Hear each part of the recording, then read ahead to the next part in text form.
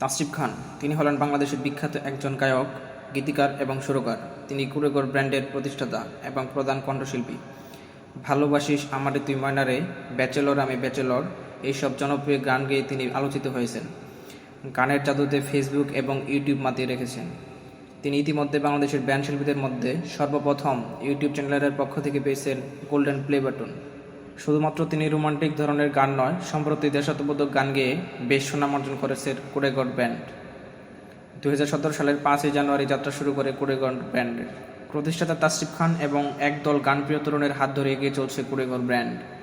দেশ ও দেশের বাইরে শতাধিক কনসার্টে দর্শক মাতিয়েছেন তাসরিফ খান এবং কুরেঘর ব্যান্ড। গানের কথার জন্য কখনো রেললাইনে, কখনো বস্তিতে, কখনো বা বৃদ্ধাশ্রমে সময় দিতে দেখা গেছে তাকে। শীতার্তদের জন্য গান গেয়ে ফান্ড সংগ্রহ করেছেন কুরেঘর ব্যান্ড। সঙ্গীত থেকে অর্জিত অর্থ দিয়ে পাশে দাঁড়িয়েছেন হতদরিদ্র মানুষের। নিজেকে নিয়োজিত করেছেন সমাজে পিছিয়ে পড়া মানুষের সেবায়। আজকের এই ভিডিওতে আরও কিছু জানাবো তাসরিফ খান সম্পর্কে, যা আজও অনেকের কাছে হয়তো অজানা। সকলের প্রিয় সঙ্গীত শিল্পী তাসরিফ খান এখনও সিঙ্গেল আছে, নাকি কারোর সাথে প্রেম করছে, নাকি বিবাহিত। এছাড়া আরও জানবো ফেসবুক এবং ইউটিউব ব্যবহার করে তিনি প্রতি মাসে কত টাকা আয় করেন। আরও জানবো তিনি কীভাবে ইউটিউব আসলেন, কীভাবে পথশিশুদের জন্য ফান্ড রাইজিং করে থাকেন। এমনই সব অজানা তথ্য জানতে আমাদের সম্পূর্ণ ভিডিওটি দেখুন। তাসরিফ খান 1994 সালের 19 জুলাই নেত্রকোনাতে জন্মগ্রহণ করেন। বর্তমানে 2022 সাল অনুযায়ী তার বয়স 28 বছর। তাসরিফ খান সম্ভ্রান্ত মুসলিম পরিবারে জন্মগ্রহণ করেন। তার বাবার নাম এম.এ. হালিম খান এবং মায়ের নাম মিসেস আয়েশা পারভিন খান। বর্তমানে তিনি সপরিবারে ঢাকায় বসবাস করছেন। তার বড় 3 ভাই এবং ছোট একটি বোন রয়েছে। এবার জেনে নেব তাসরিফ খানের শিক্ষা জীবনের কিছু গুরুত্বপূর্ণ তথ্য। তাসরিফ খান 2016 সালে ঢাকা শিক্ষা বোর্ডের অধীনে একটি বেসরকারি শিক্ষা প্রতিষ্ঠান থেকে উচ্চ মাধ্যমিক সার্টিফিকেট অর্জন করেন। বর্তমানে তিনি বাংলাদেশে উচ্চশিক্ষার জন্য অধ্যয়নরত রয়েছে। এবার জেনে নিব তাসরিফ খানের কর্মজীবন সম্পর্কে কিছু অজানা তথ্য। 2017 সালে তাসরিফ খান তার কর্মজীবন শুরু করেন। 5 জানুয়ারি 2017 তিনি এবং তার ভাই তানজিব খান কুরেঘরের ম্যানেজার এবং ব্র্যান্ডের বিভিন্ন কৌশলগত পরামর্শদাতা তানভীর সিদ্দিকীর সাথে ব্র্যান্ড কুরেঘর প্রতিষ্ঠা করেন। তাসরিফ খান এই ব্যান্ডের প্রধান ভোকালিস্ট। তারা তাদের গানের জন্য প্রচুর অনুসারী পেয়েছেন। তারা 2018 সালে ময়নারে এবং ব্যাচেলর এই দুটি গান নিয়ে সবার টাইমলাইনে এসেছিলেন। সামাজিক যোগাযোগ মাধ্যম ফেসবুকে তাসরিফ খানের সবচেয়ে জনপ্রিয়তা বেশি লক্ষ্য করা যায়। তার অফিসিয়াল ফেসবুক ভেরিফাইড পেজে প্রায় 5 মিলিয়ন ফলোয়ার রয়েছে এবং তার ভেরিফাইড ইউটিউব চ্যানেলে 2.14 মিলিয়ন সাবস্ক্রাইব লক্ষ্য করা যায়। এবং 2020 সালে অক্টোবরে কুরেঘর ব্যান্ড ইউটিউব চ্যানেলের পক্ষ থেকে একটি গোল্ডেন প্লে বাটন অর্জন করেন। প্রতিষ্ঠাতা তাসরিফ খান বলেন, 2016 সালের 8 আগস্ট নিজের ব্যক্তিগত ইউটিউব চ্যানেল ক্রিয়েট করার পর একা গান গেয়ে আপলোড দেওয়া শুরু করি। কিছুদিনের মধ্যে এলাকার কিছু ছোটো ভাই আর বন্ধুদের ডেকে নিয়ে সিদ্ধান্ত গ্রহণ করি আমরা একটি মিউজিক ব্যান্ড করব, যার নাম ঠিক হয় কুরেঘর। সেই থেকে যাত্রা শুরু। এখন আমাদের সহযাত্রী শ্রোতা এবং দর্শক। ইউটিউব আমাদের স্বীকৃতি দেওয়া মানেই যে আমরা ভালো ব্যান্ড তা কিন্তু নয়। আমাদের ভালো এবং মন্দের বিচারক তারা, যারা আমাদের গান শোনে। ব্র্যান্ড হিসেবে আমরা একেবারেই শিশু।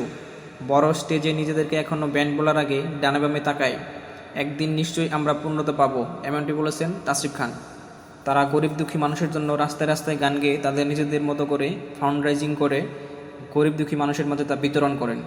ইচ্ছে পূরণ নামে কিছু মানুষের মনের ইচ্ছা পূরণ করেন তাসরিফ খান, যা আমার ব্যক্তিগতভাবে অনেক ভালো লাগে। এতে প্রমাণ হয় মানুষ মানুষের জন্য। তাসরিফ খানকে তার প্রেম সম্পর্কে জিজ্ঞেস করলে তার উত্তরে বলেন, বর্তমানে আমি সিঙ্গেল রয়েছি, এসব নিয়ে আপাতত চিন্তা করতেছি না। তাসরিফ খান ইউটিউব এবং ফেসবুক ব্যবহার করে প্রতি মাসে 1 থেকে 1.5 লক্ষ টাকা ইনকাম করে থাকে। সম্প্রতি তাসরিফ খানকে সিঙ্গাপুরে কনসার্ট করতে দেখা যায়। সিঙ্গাপুরে কনসার্ট চলাকালীন সময়ে বাংলাদেশের সিলেটের সুনামগঞ্জের বন্যায় প্লাবিত হয়। এতে অনেক মানুষের ব্যাপক ক্ষয়ক্ষতি হয়। ঘরবাড়ি সহ নানা আসবাবপত্র, খাদ্য সামগ্রী সকল কিছু পানির নিচে ডুবে যায়। বিদ্যুতের সংকট দেখা দেয়। এছাড়াও চাল, ডাল, তেল, নুন, মোমবাতি বা মশার কয়েল, বিশুদ্ধ পানি ব্যাপক সংকট দেখা দেয়। তখন তাসরিফ খান সিঙ্গাপুরের কনসার্ট থেকে ঘোষণা দেন, কনসার্ট করে যত টাকা পাবেন সমস্ত টাকা সিলেটি বন্যার্ত বানবাসী মানুষের জন্য ব্যয় করবেন। সিঙ্গাপুরের কনসার্টটি শেষে যে পরিমাণ টাকা পায় সেই সাথে নিজের কিছু টাকা যোগ করে প্রায় 1 লক্ষ টাকা নিয়ে সিলেট চলে আসেন তাসরিফ খান। সেগুলো মানুষের সবাই ব্যয় করেন। তিনি সিলেট গিয়ে দেখলেন দুর্যোগের মাত্রা ভয়াবহ। তাই তিনি ফেসবুক পেজে মানুষের কাছে সিলেটি বন্যার্ত মানুষের জন্য সাহায্যের আবেদন করেন।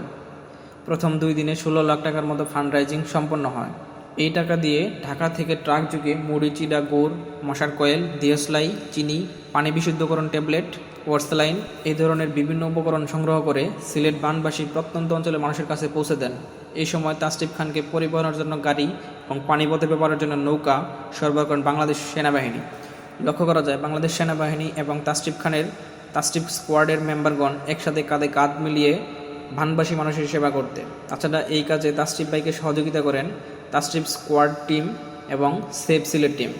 এইরকম মানবিক কাজ করার জন্য বেসিক ইনফো ইউটিউব চ্যানেলের পক্ষ থেকে বাংলাদেশ সেনাবাহিনী, তাসরিফ স্কোয়াড এবং সেভ সিলেট টিমকে আন্তরিকভাবে শুভেচ্ছা এবং অভিনন্দন।